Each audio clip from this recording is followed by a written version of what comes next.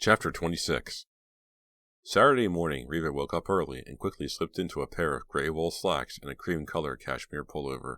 She hurried downstairs, brushing her hair as she walked, eager that her father didn't leave without her. In the breakfast room, her dad raised his eyes from his cup of coffee, surprised. "You're up early for a Saturday," he said, studying her. "If you're not careful, you'll get to work on time this morning." Reva didn't smile at his little joke. "I didn't want to miss you," she said seriously. "I have an idea about the murder."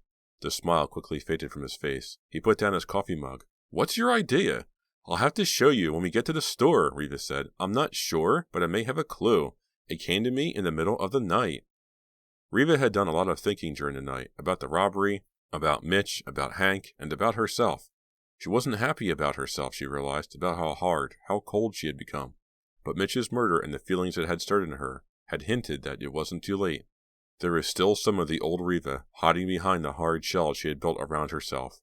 She spooned down a bowl of cornflakes, grabbed her coat, and hurried out to the garage, where her father was already warming up the car. A red morning sun was climbing the sky. The air was still and cold. The lawn sparkled under a layer of frozen dew. They drove to work in silence, listening to the all-news station on the radio. "What's your theory?" Mr. Dalby asked, after he had parked the car in his reserved space and they were walking across the lot to the back entrance of the store. "I have to show you," Reva said. "I don't mean to be so mysterious, Daddy. I just have to make sure myself first." They went up to the 6th floor and put their coats in his office closet. Then Reva led him out to the bank of security monitors across from the office. Hank had just arrived, his eyes only half open, his blue store uniform crisp and unwrinkled. He was starting up the system, checking the monitors and VCRs, and seemed surprised to see Reva and her father come into his area. "Morning," he said, staring at her questioningly. "Hank, do you have the security tapes from yesterday?" Reva asked. "Yeah, sure," he said. "I was just rewinding them all. The police looked at them, but they don't show anything." "Reva, what's this all about?" Mr. Dalby asked impatiently, straightening his striped tie. "Hank, do you have a camera on the Santaland area? Do you have a tape of that area from yesterday afternoon?" Reva asked, squeezing her father's hand as a signal for him to be patient. "Yeah, sure," Hank replied, mystified. "You want to see it?" Reva nodded seriously, turning her eyes to the monitors.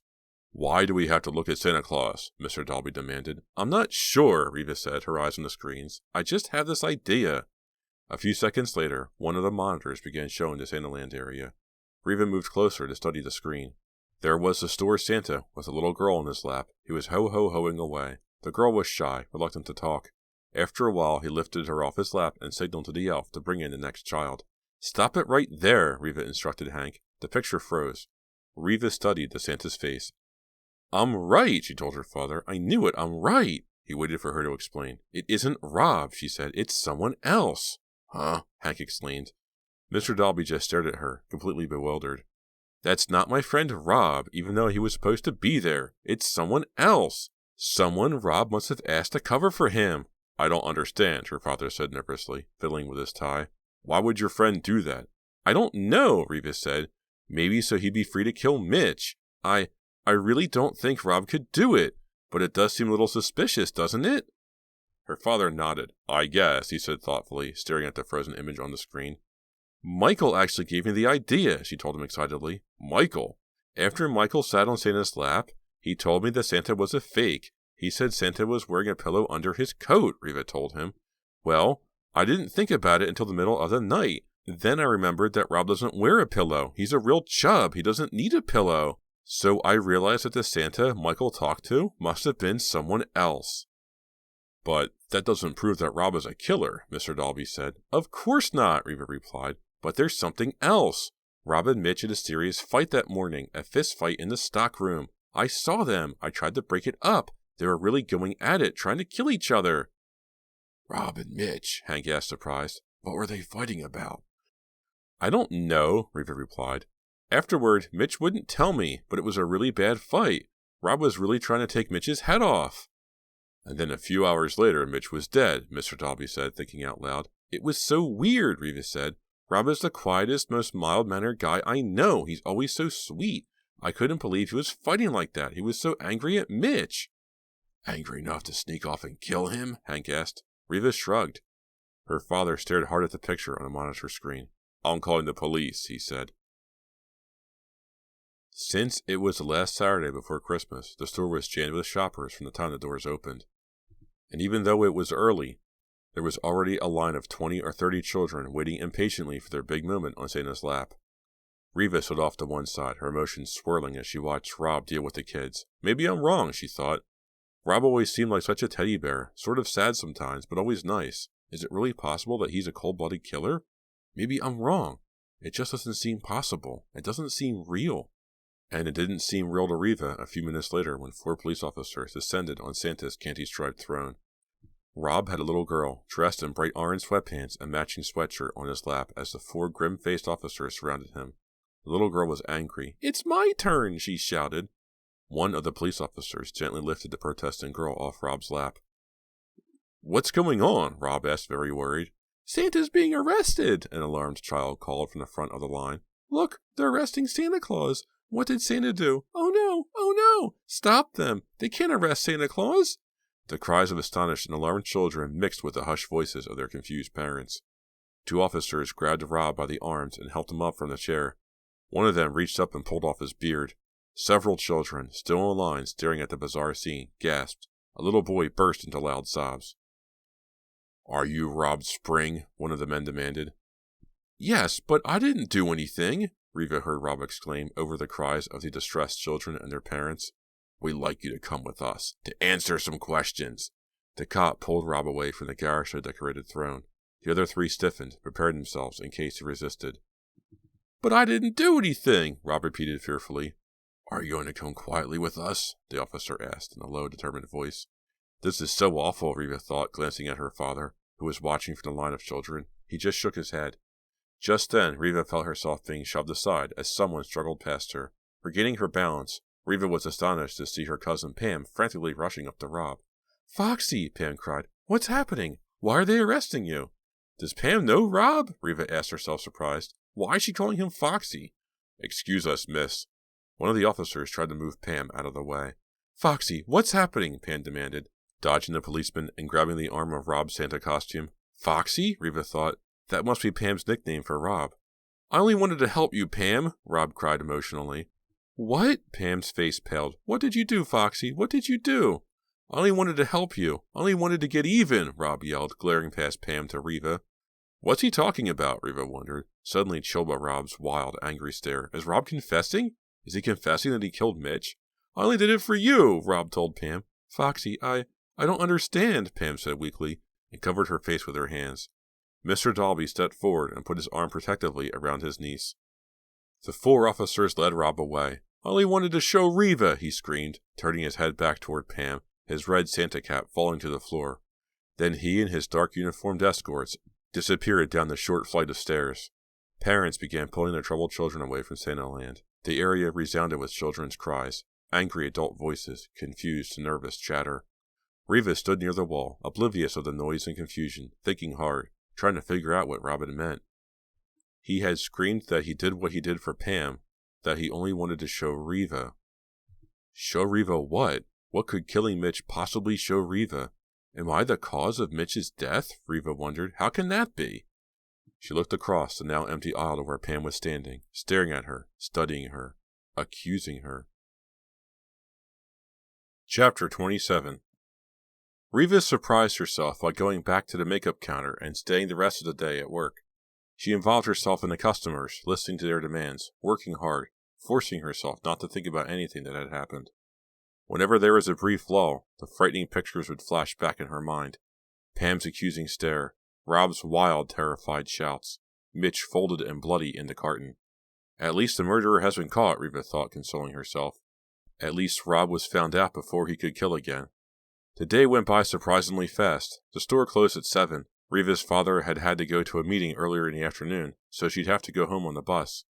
She stepped out through the employee's entrance into a clear, cold night. A half-moon was high in a purple-black sky. She had started around to the bus stop at the front of the building, her shoes thudding on the narrow walkway, when she saw a figure half hidden in the shadows leaning against the building. Waiting. Waiting for me? Reva wondered. Sudden fear made her stop. The figure stepped quickly away from the building and approached Reva. Reva took a step back, then froze. "Pam!" Her cousin, wearing only a raincoat, her hands buried in the pockets, came hurrying up to her. Pam, why are you still here? Riva asked, relieved. Happy holidays, Pam said sadly. Her blonde hair, normally tied back neatly, fell loosely about her shoulders. Her eyes, Riva saw, were bloodshot. It was obvious that she'd been crying. I've waited for you, Riva. I thought maybe you and I could talk. She stared at Riva expectantly, all the coolness, all the accusation gone from her eyes. Sure, Riva replied, studying Pam's troubled face. It's been so long since we really talked, Pam said quietly. I mean, talked honestly. Riva sighed. Since Mom died, she whispered. Despite the cold night air, Riva was flooded with warm feelings for Pam, feelings that took her by surprise. She took Pam's arm and began walking her toward the front of the store. Listen, Riva, Pam said urgently. Rob, he couldn't have done it. Huh?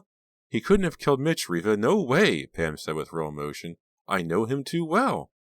I was shocked, Riva admitted. I didn't think Rob could do it either, but he must have, Pam. No, Pam cried. She pulled her arm out of Riva's grip and stopped walking. I'm telling you, Riva, it wasn't Rob. I know it. But he was talking so crazy, Riva insisted. He practically confessed this morning when they took him away. You don't understand, Pam started. And I saw him fighting with Mitch yesterday morning, Riva interrupted. I saw him, Pam. He wanted to kill Mitch. Really? And then later that afternoon, he asked someone else to be Santa for him, so he could go sneak away. I can explain everything, Pam declared. There's my dad's car over there.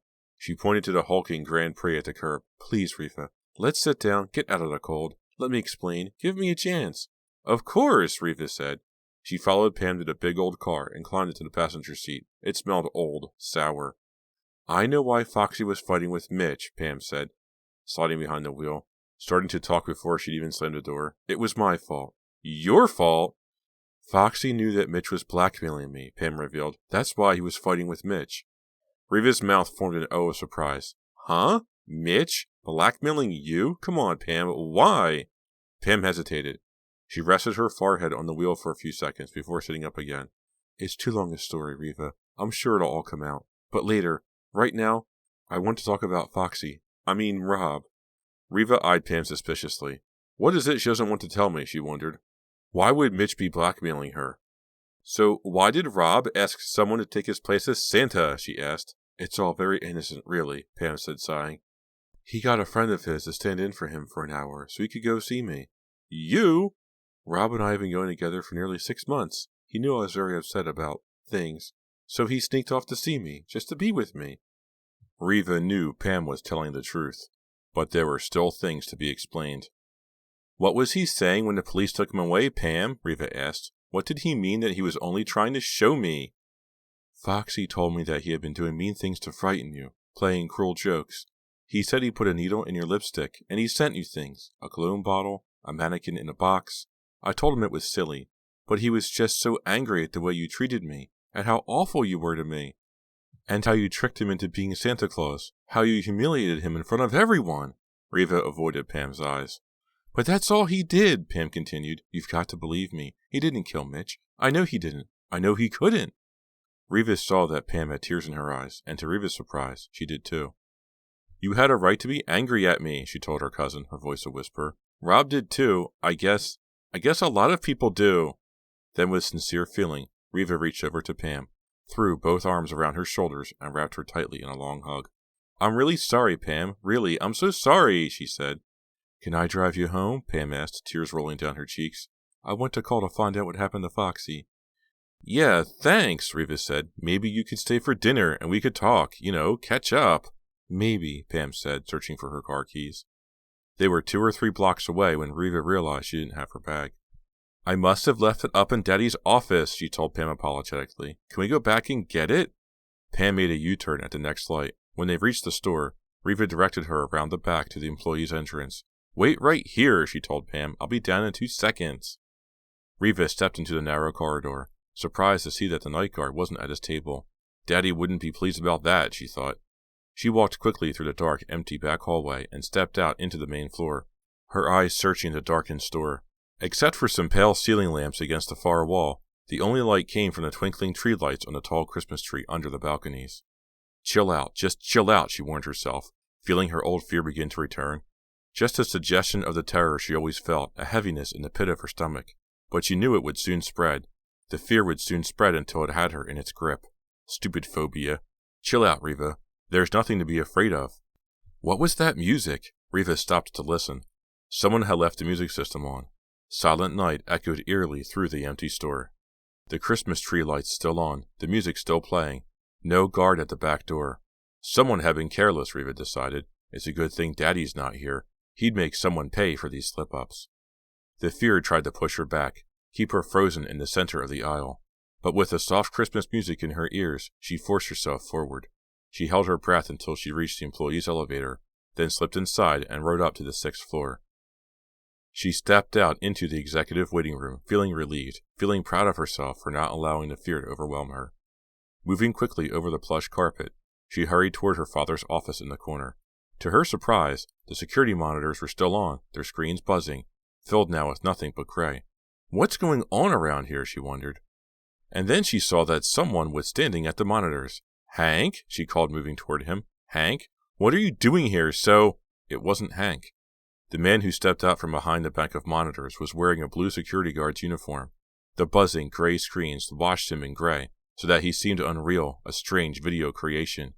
Staring into the gray glare, it took Riva a long while to recognize him. Mr. Wakely, she cried, and then in her surprise she blurted out, You don't work here anymore.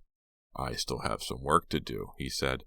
Then Riva saw the pistol in his hand. Chapter 28. The chorus singing Silent Night over the loudspeakers seemed to get louder. Riva's mouth dropped open as her eyes traveled from the pistol up to Mr. Wakely's face, gray in the light from the monitor screens. He took a step toward her, then another. His natural color returned. His eyes were red and glassy, Riva noted. She could see red veins on the bridge of his bulbous nose. Maywood promised me there'd be no problem, he said, his eyes floating from side to side in their sockets. He's drunk, Riva realized, returning her open-eyed stare to the pistol gripped tightly in his hand. Drunk and dangerous. Maywood promised me, he repeated. Maybe he wanted to explain his presence to Riva. Take it easy, Mr. Wakely, she said, holding up her hands. Just stay calm, okay? I'm sure everything will be all right. Her heart was pounding so loudly she could barely hear her own words. No, he shook his head. It didn't go all right. We messed up. We completely messed up. He was slurring his words so badly, Riva had trouble understanding him. What do you mean? She asked, still gripped with fear. The robbery. Maywood. He was the one who planned it. He said there wouldn't be any trouble. He took a step back and put a hand out against the side of a monitor and leaned against it. You mean the robbery here at the store? Riva asked. He nodded, his bald head shining in the gray light. Maywood said that 3 kids were planning to rob the store. He said the 3 kids would be a distraction. You know, keep the other guard busy. Me and Maywood would empty the downstairs safe, see? And the 3 kids wouldn't even know it. He paused as if trying to remember what happened next. Then he continued, training his red eyes on Riva. We got the money okay. It was a good plan, see? It would have worked fine. Only I stepped out from the back office, and I saw that one of the kids was mine. He shook his head sadly. It was Mickey, my own boy. I had no idea. His eyes burned into hers, pleading, desperate. Maywood never said that Mickey was one of them. I didn't know that Mickey was there. He didn't know that I was there. And then, he trailed off, rubbing his chin with his free hand. And then what? Riva asked, checking for the safest escape route. Then, I saw the guard, Ed Javers. He picked up his gun. He was going to shoot my Mickey. What could I do? I'm a father, right? I couldn't stand there and let him shoot my son, my only son. So I just panicked. I shot Ed. I didn't mean to kill him, but I couldn't let him shoot Mickey. He stopped again, lost in thought, leaning hard against the monitor. On the loudspeaker, the chorus continued its soft, reverent version of Silent Night. Did you kill Mitch too? Riva asked. The question just popped out of her. Mr. Wakely nodded. Had to, he said, trying to focus his eyes. I knew what he was doing. I overheard, see? He was blackmailing my kid. That kid Mitch was out back the night of the robbery. He'd gone back to the store for something he left there. He saw Mickey and the other 2 come running out, and he started blackmailing my boy, going to turn him in. I couldn't allow it, could I? I couldn't allow Mickey to get into trouble for something I did. But why did you send Mitch's body to me? Riva asked, staring at the pistol, still down at his side. Huh? He squinted at her, as if that would help him understand the question. Send it to you? I didn't. I found a big carton with a bow on it. First big carton I could find. So I put the body in it and left it behind the counter, he told her. The carton that had the mannequin in it, Reva realized.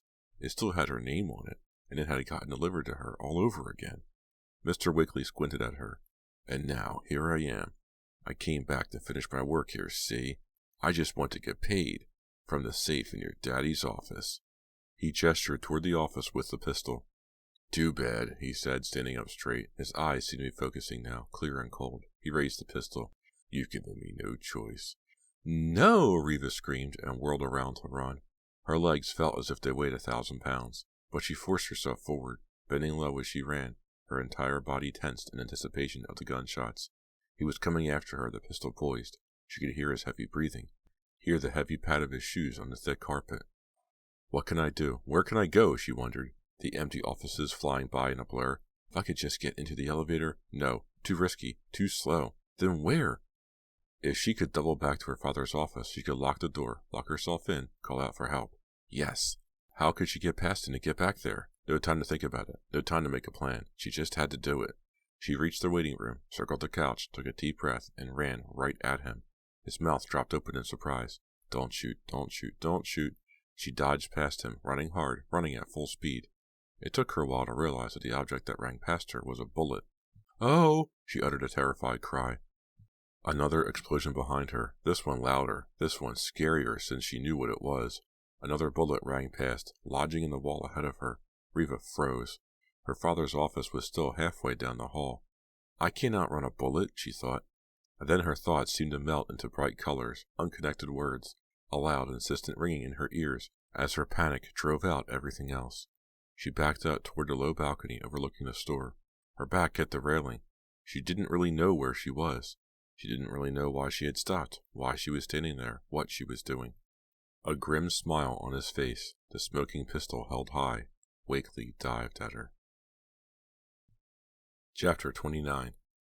He's got me, Reva thought, her back pressed against the low chrome balcony railing. She glanced down to the main floor 5 stories below, and felt overcome by dizziness. He leapt, arms outstretched, to tackle her. She shut her eyes and ducked. Wakely sailed past her and plunged over the balcony. She could hear him scream all the way down.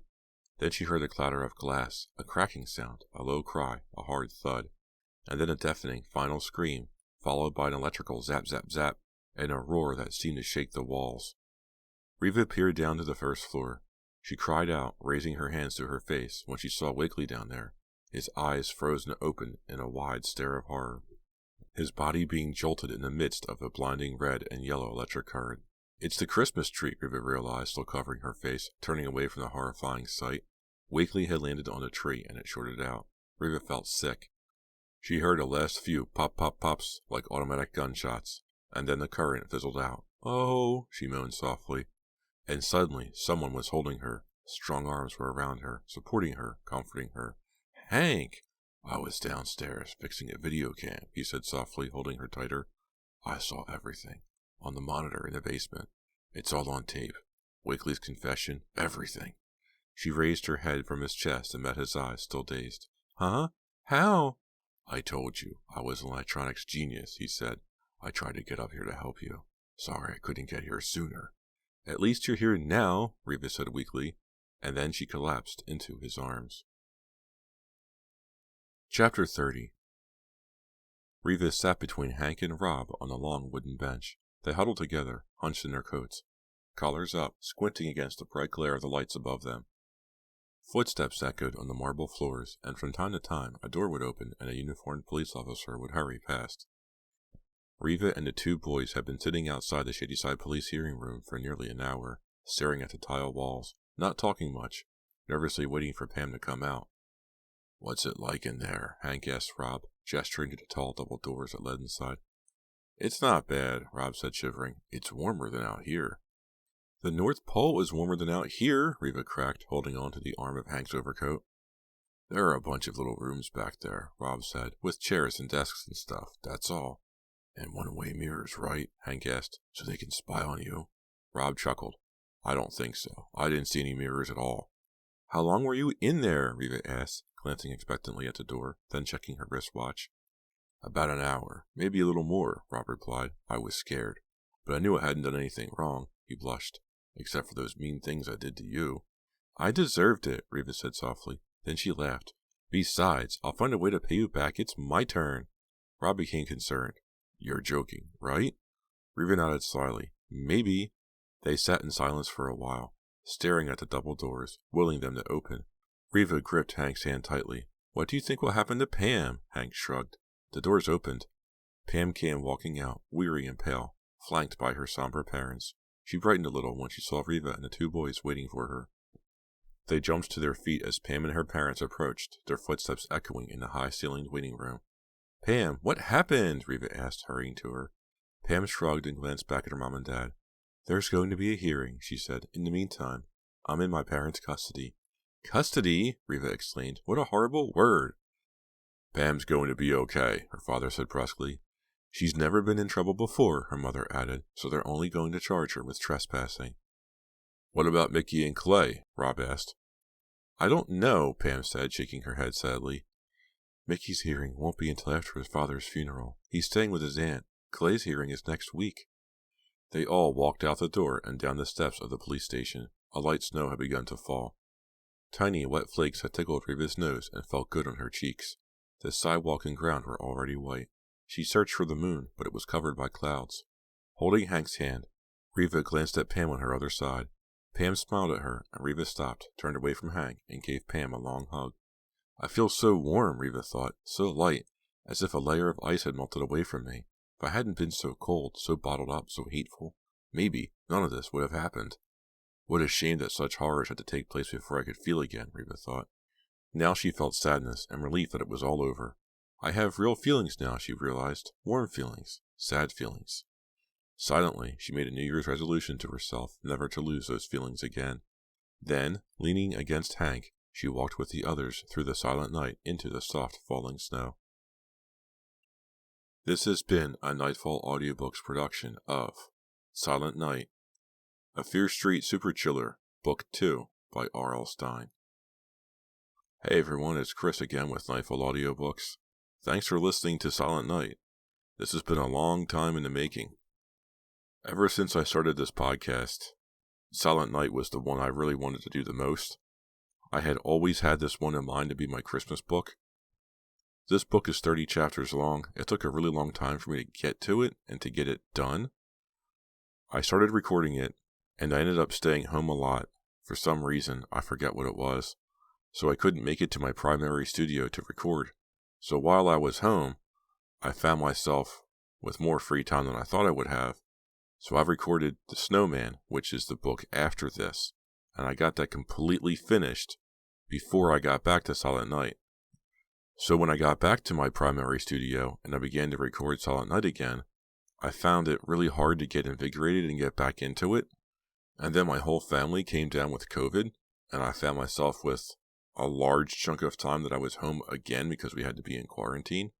So then I recorded all of the Cataluna Chronicles, Book 1. And then once that was done, I was like, well, I'm still home, and I managed to get my files from my primary studio and sit down and go, okay, where did I leave off on Silent Night? I have to finish Silent Night. And I sat down and I did it. I recorded chapters 20 through 30 in my home studio. So anyway, Silent Night. How about Reva Dalby, huh? Boy, is she a pain in the butt. Forcing people to break up. Look at what she did with poor Mitch. Mitch didn't have long to live, and the poor guy was seriously tortured at the end of his life. Reva destroyed his relationship with Lisa, and then Mr. Wiggly ends up killing him? Jeez, what a way to go. This is my favorite Super Chiller because it's a robbery, and you see the robbery from the antagonist's point of view. And you don't really know what ground Clay is on all the time. You can feel for Mickey, you can definitely feel for Pam, and you understand their motivations. The robbery feels real. This was a really well done book. The characters were really well fleshed out. So that's it. That's 2022. How about that? I started this podcast in November of 2021, and I've been recording pretty much nonstop until right now. And I've got Christmas in the bag, and I've also got the next 2 books in 2023 in the bag. If you have any comments or suggestions or a book that you want me to read that I haven't read yet, or you have a favorite and you're like, stop reading this other crap, read this instead, then great, go ahead. Drop me an email at nightfallaudiobooks@gmail.com. I'm on Twitter at nightfallaudio, and I'm also on YouTube at nightfallaudiobooks. Drop me a comment, like, subscribe, whatever you want. If you have any suggestions, give me a shout. I love hearing from you guys. So until next time, have a good night.